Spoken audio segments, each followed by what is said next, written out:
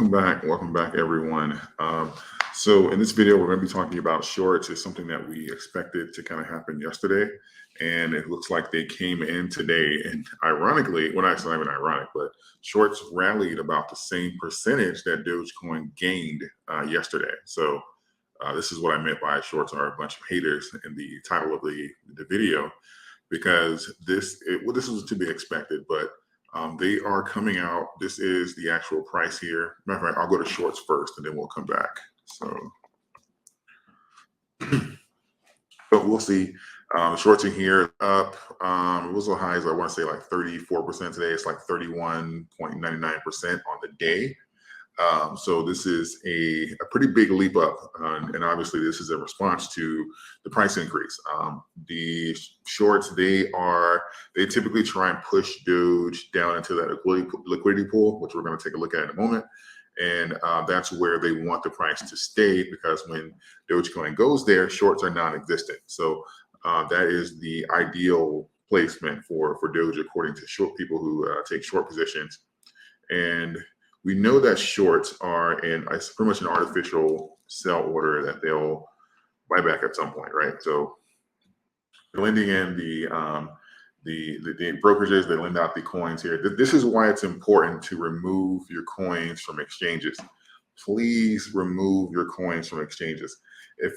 I know everybody's excited about the Twitter, the change of emoji and the Twitter payments coming soon and all that kind of good stuff. But the most important thing that you can do is remove your coins from the exchanges and put it in your own private wallet. I use Ledger. It has been phenomenal for me. I have a link in the description if you want one from the actual factory, so you don't have to worry about any of the BS.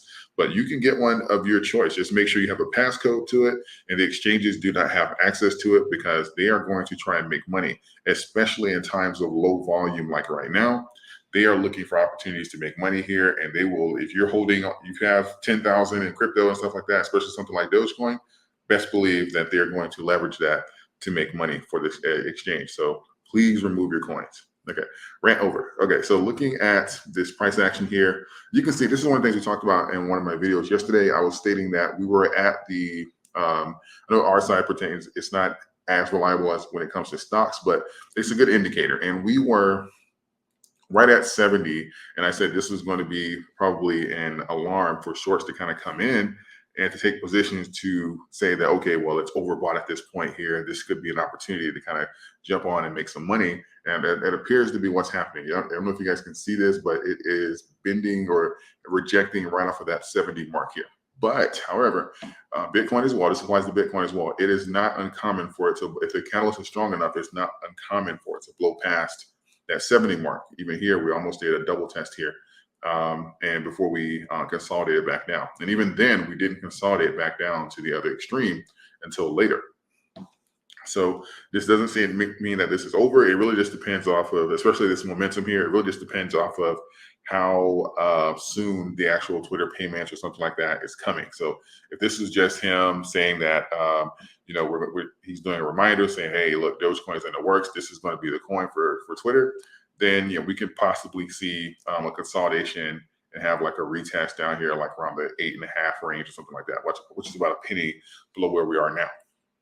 If he comes out this week with the Twitter integration, saying, hey, everybody, surprise, you can now pay for Twitter Blue or Dogecoin or something like that, then you can forget about this RSI here, because this here and this previous projection here that we got off around the 10 and even up here around like 11, 12, you can forget about that. It's going to blow past all of that based off of that news. So that's why I'm not trying to necessarily time it, but I'll let you guys know that the timing of that release of information for the next phase is going to play a part on where these candles close and where they eventually will consolidate.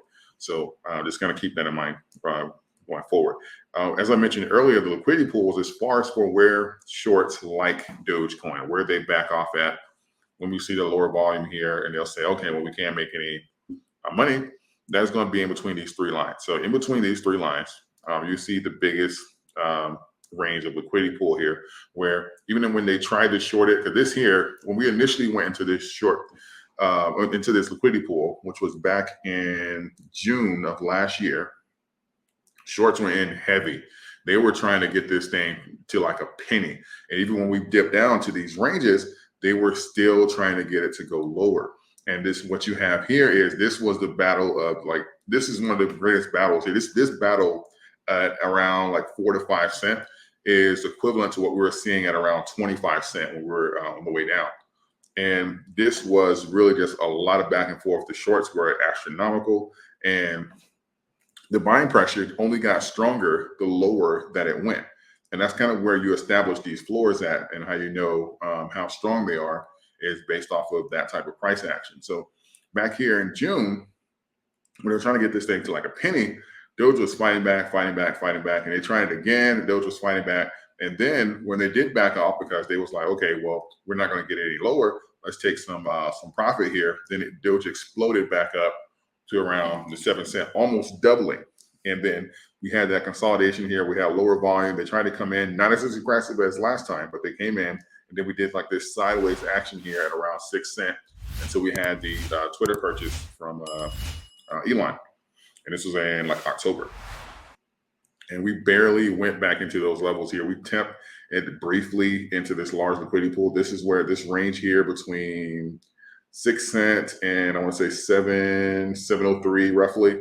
That's our largest liquidity pool. Anything below that, it gets really hard to maintain those levels. Like, because you can see here, it's just straight rejections, just rejections all across the board.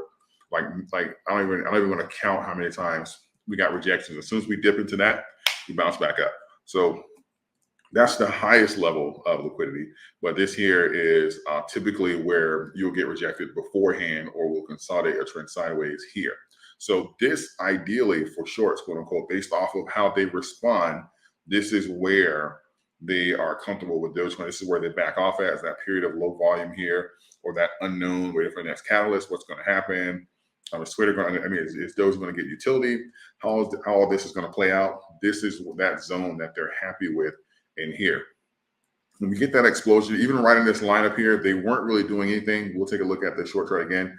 They're pretty much non-existent, but obviously on this news, they're saying, oh, okay, now's our chance. So this was to be expected from shorts here. They are going to pretty much be on Dogecoin's coattail on the way, because you have to understand, there's a lot of people who like Dogecoin, and there's a lot of people who hate Dogecoin.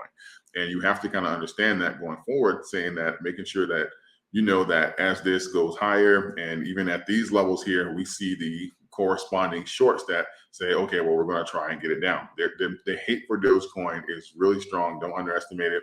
Don't ignore it, because you know that it's just to be expected, so that you're not completely thrown off when you see like these swings and stuff like that in prices, because it may not necessarily mean that the community is sold off, or the catalyst doesn't matter, or the utility doesn't matter, or something like that. Just know that these shorts and these people that hate this coin are going to come out in mass numbers to try and get it down. So with that being said, it's not the end of the world here. So that is just what they're going to do to get everything squared away. We're going to take a look here at coin market cap. Why didn't it come up immediately? I don't know. Okay. Let's see. We're number 8. I guess that mentioned the Dogecoin is going to be a top 5 crypto. We peaked at number 7 yesterday. We have surpassed Cardano briefly. We have, let's see, last 24 hours. See, look at the difference here. The last 24 hours, volume for Cardano, 386 million. Volume for Dogecoin, 3 billion. So this is why we leapfrog them. I think who beat I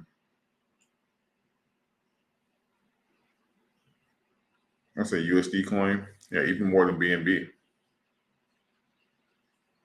So even if we're looking at percentages